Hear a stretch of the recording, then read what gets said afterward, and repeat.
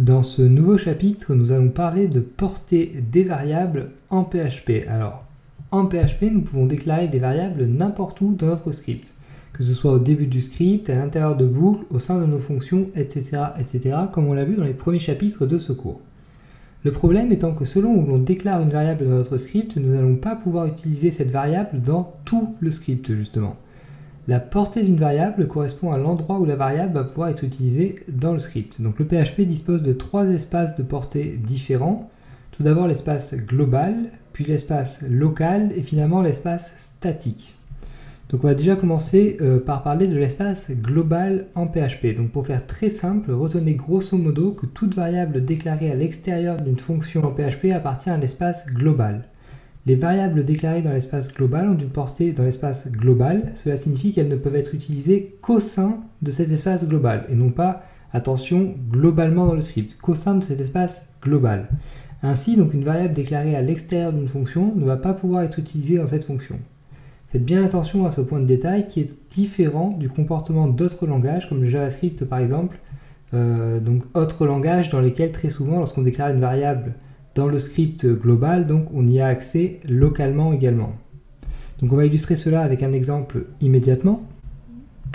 Donc je vais commencer par créer une première variable donc, dans l'espace global de mon script, c'est-à-dire en dehors de toute fonction, et je vais écho donc le contenu de cette variable tout simplement ici, donc il ne devrait y avoir aucun problème normalement. Donc, x contient 2 points, donc plus la valeur contenue dans la variable x, et donc plus un retour à la ligne en HTML comme cela. Et ensuite donc je vais créer une fonction, donc function que je vais appeler par exemple test, ici, hop, ici, il faut que je rajoute le x quand même. Donc function test qui ne va pas avoir besoin ensuite d'arguments fonctionnés. Et je vais essayer donc d'écho la valeur de x et 2 points, donc plus le contenu de ma variable x. Comme cela. Et donc ensuite, il faut bien évidemment que j'appelle ma fonction pour l'exécuter. Donc test comme ceci ici. Donc je mets à jour donc mon navigateur. Et vous voyez donc au début, on a bien x contient 10 et la valeur de x est. Et on n'a rien après le et. Donc comme vous pouvez le voir ici, nous n'avons pas du tout accès à une variable déclarée dans l'espace global au sein d'une fonction, puisque donc ici dans notre fonction, on n'a pas accès à ce x déclaré dans l'espace global. Alors cela implique également qu'on peut tout à fait créer une autre variable x dans notre espace local, et donc les variables x global et x local seront parfaitement différenciées. Donc je peux tout à fait, si je le souhaite ici, créer une autre variable x, en x égale par exemple 25 ici, et vous allez voir que donc, ces deux variables vont être tout à fait différenciées, puisqu'au début, donc, on a bien x contient 10 pour notre espace global, et ensuite la valeur de x est 25 pour l'espace local. Alors cependant, donc, pour des raisons de lisibilité évidente du code, il est déconseillé de déclarer deux variables différentes portant le même nom dans un même script, car cela peut porter très rapidement à confusion, bien évidemment. Mais donc vous voyez ici que notre fonction va utiliser la variable déclarée localement, tandis que notre script va utiliser la variable déclarée globalement. Donc deuxième espace maintenant, l'espace PHP local. Donc lorsqu'on déclare une variable au sein d'une fonction, celle-ci appartient à l'espace défini par la fonction en question. La variable ne peut alors être utilisée qu'au sein de la fonction dans laquelle elle a été déclarée. Alors une nouvelle fois, donc on va illustrer cela avec un exemple. Donc je vais garder tout ce qui est rapport avec ma fonction test ici. Très bien. Et je vais écho également donc en dessous x vaut 2 points et donc plus la valeur de mon x ici, de ma variable x. Et donc si je mets à jour mon script, on a donc la valeur de x est 25 au départ, et ensuite x vaut, et on n'a pas de valeur donc derrière une nouvelle fois. Alors pourquoi? Donc ici je vais rajouter un retour à la ligne afin que ce soit plus clair pour vous. Donc comme cela, c'est mieux. Alors donc pourquoi une nouvelle fois? Car donc les variables déclarées localement ne peuvent être utilisées que localement et donc ne vont pas pouvoir être utilisées dans l'espace global du script. Donc ici on a x qui a été déclaré localement, c'est-à-dire à l'intérieur de notre fonction test, et on essaie de récupérer sa valeur à partir de l'espace global du script. Et donc ça ne va pas fonctionner, tout comme ça ne fonctionnait pas dans l'autre sens, c'est-à-dire récupérer une variable localement alors qu'elle avait été déclarée globalement. Alors donc cependant, parfois nous aimerions tout de même avoir accès à certaines variables déclarées globalement au sein d'une fonction, car cela peut nous être pratique dans certaines situations.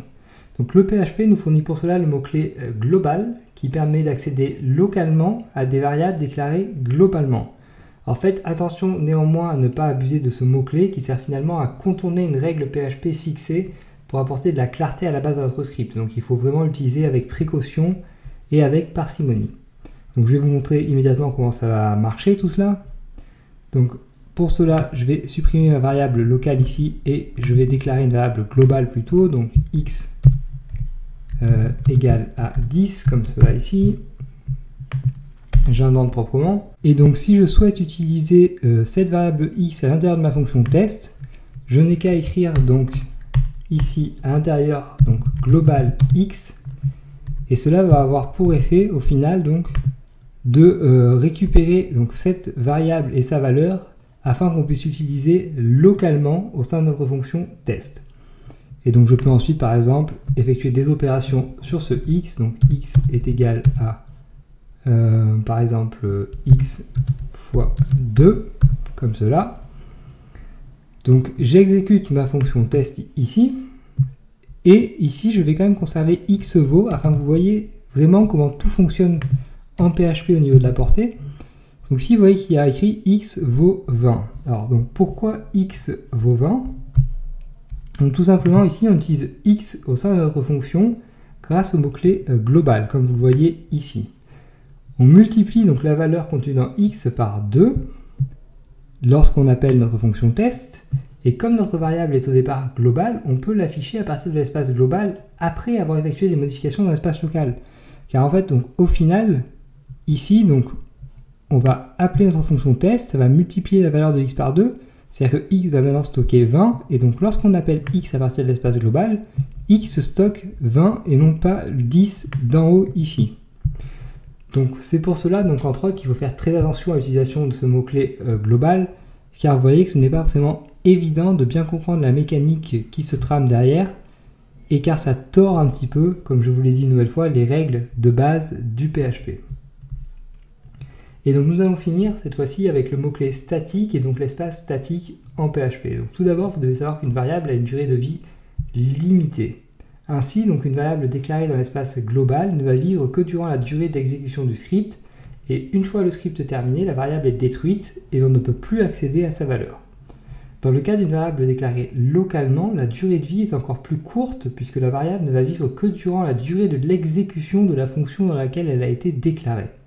Dans certains scripts, nous aimerions pourtant pouvoir conserver la valeur d'une variable même après qu'on ait fini d'exécuter une fonction, pour notamment pouvoir s'en resservir, effectuer des opérations dessus, etc. etc. Pour cela, donc, nous allons pouvoir utiliser le mot-clé statique en PHP qui va créer en fait un espace statique au sein duquel les valeurs de nos variables vont être conservées durant le temps de l'exécution du script complet au moins. Donc on va prendre un exemple simple immédiatement pour bien comprendre la puissance et tout l'intérêt de ce mot-clé. Donc pour cela, je vais créer deux fonctions. Donc une première fonction que je vais appeler compte 1 par exemple, dont le rôle va être donc tout d'abord d'initialiser une variable x à 0, ici donc x égale 0, ensuite de renvoyer la valeur de x vaut donc plus ma valeur de x plus un retour à la ligne en HTML, et donc finalement d'incrémenter x comme cela. Et donc on va créer exactement la même fonction en dessous, ou plus ou moins exactement du moins. Donc on l'appelle compte 2, on remplace x par z par exemple, z ici et z ici, ici aussi. Et donc cette fois-ci, la seule différence, c'est qu'on va écrire donc statique z égale 0. Et donc on va voir donc la différence sur les résultats finaux. Donc on va appeler 3 fois compte 1 pour commencer. Donc compte 1, ici 2 et 3. Et 3 fois également compte 2.